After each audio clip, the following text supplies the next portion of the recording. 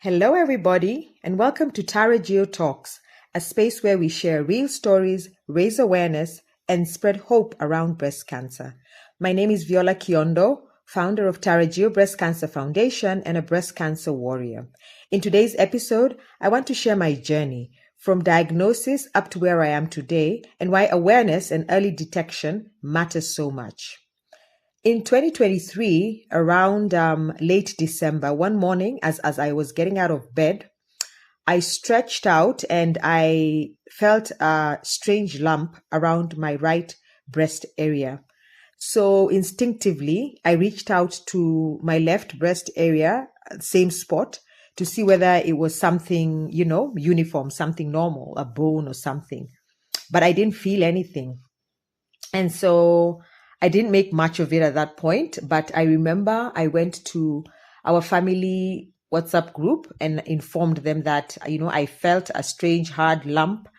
And when I next went into Nairobi, because I stay in Wote Makueni, I would go into hospital and get it checked. So that was late December 2023. But I didn't make much of it, and therefore I didn't do anything about it. And so around June 2024, we had gone on a work assignment to Machakos, and I was doing the daily commute. I was driving back and forth every day. And so by the end of that week, I remember I felt such pain around the very same area where the lump was. And so I'd come home and I'd tell my little girl, Iris, my daughter, to massage me, and I'd take painkillers. But that pain just somehow wouldn't subside. And again, I didn't make much of it. So I told myself again that the next time I'm in Nairobi, I would get it checked. And of course, after a few days, the pain subsided and I went on about life, as normal. So in August again, I found myself traveling, this time to Nairobi for a social engagement. And so I said I'd take the advantage, I'd take up that opportunity and, go into hospital and see what was going on. So I remember I went into Nairobi Hospital and I saw a doctor. And of course, I was advised to do a mammogram, which I did. And I went home, the results came out. I read them. I didn't think much of them. And then I shared them to a friend of mine who works in the breast cancer space and has experience over these things. And so immediately I sent them to her. She called me. And the moment I saw her phone, I knew something was wrong. So she called me and she greeted me and she asked me, Viola, do you understand the results? I was like, what's wrong, Wairimo? And she told me, you need to go back in and get further testing done. So somehow, in my mind, the report had flagged suspicious malignant growth. But in my mind, somehow I had mixed up malignant to mean benign and benign to mean malignant. So malignant is something suspicious of cancer. Benign is the opposite. And so I was like, man, okay. So again, the next weekend, I went back to Nairobi, and I was prescribed to do an MRI, which I did. And the results were still the same. They were constant, suspicious malignant tumor growth, rather, that had been flagged. And so I went back home, still hopeful because it was suspicious, nothing had been verified as being, spot on cancer. So I still carried hope inside of me. So the next weekend I was scheduled to do a biopsy where now they go in, they take out samples from the growth area, which are then tested so as to confirm whether or not, the tumor is cancerous. And so I did that, and the results take quite some time to come out. And I went back to Wote, went back to my kids and, waited. So it was around 2-3 weeks of very intense and anxious waiting, because the results of the biopsy were what now would actually, cement whether or not I had cancer in my breast. And on 2nd September, I was called in to now go back and receive the results. The biopsy, they had been sent to my doctor. And I went back to Nairobi, and together with my sister, we went in to see my doctor. And immediately I went into the room and I saw the look on her face and how she began.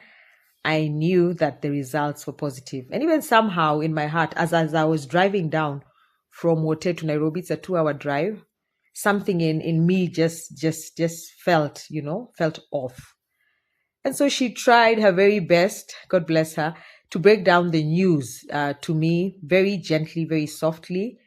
And the moment she had confirmed that, it was indeed cancer of the breast, I remember I just went blank. I went numb. I couldn't feel anything, I'm quite the crier. In our family, I'm quite the crier. I'm the one who cries for anything, happy tears, sad tears, If you just need somebody to cry, yeah, let's tap into Viola.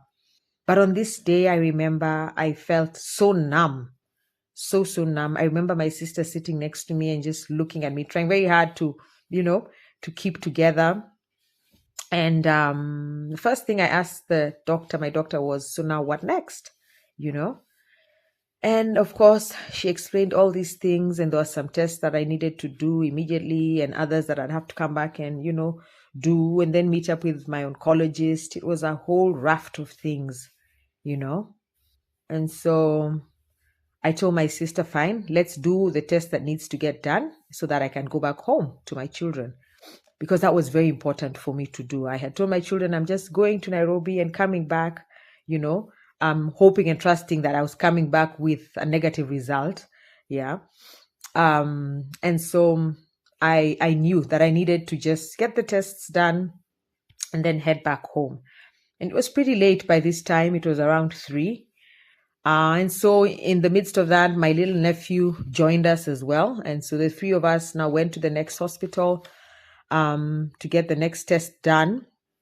And once that was over, I decided now I'm going back home to Wote. And it was late by that time. It was around 5.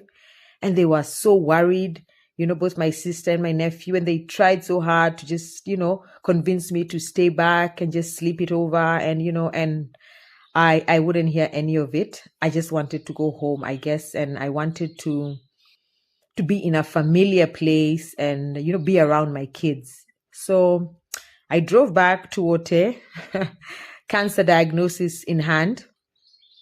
And I knew, because now I was alone in the vehicle, in the car, on my drive back, I knew maybe at that point, I would feel something and cry, because I really wanted to feel something. I wanted to cry. I wanted to, question God. There's so many things I wanted to do, but I hadn't been able to do so because I just went numb.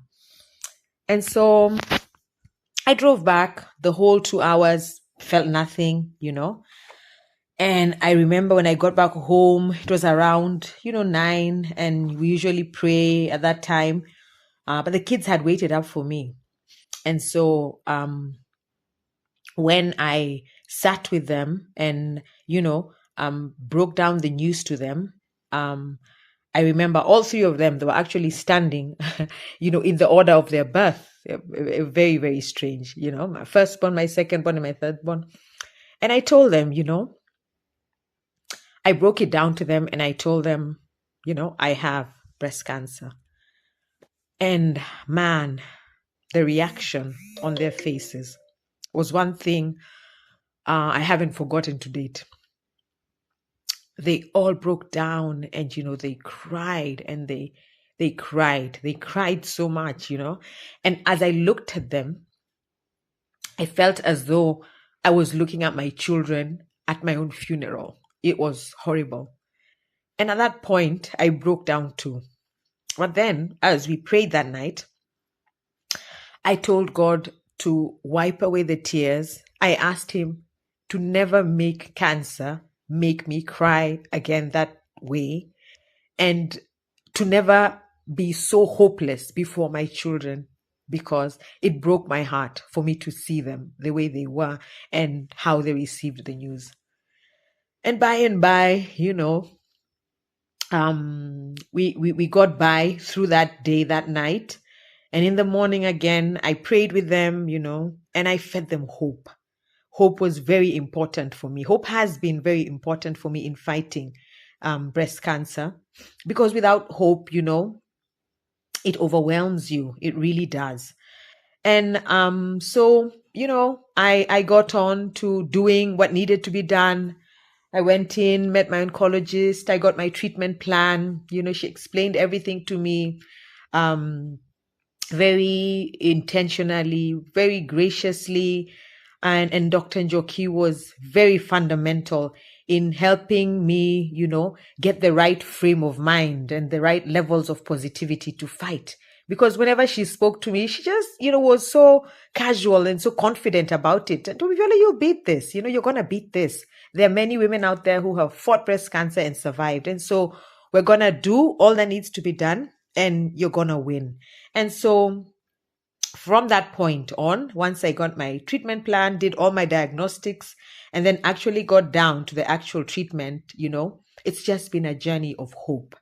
And that's why, in the midst of it all, beyond the diagnosis, I decided to set up Tarajio Breast Cancer Foundation. Our tagline is, it's just cancer, not to belittle the impact or the magnitude of the disease, but to sort of just set the right frame of mind. It's just cancer, just like any other thing that can happen to you in life, loss of a job, bereavement, bad luck, or any other illness. Yeah.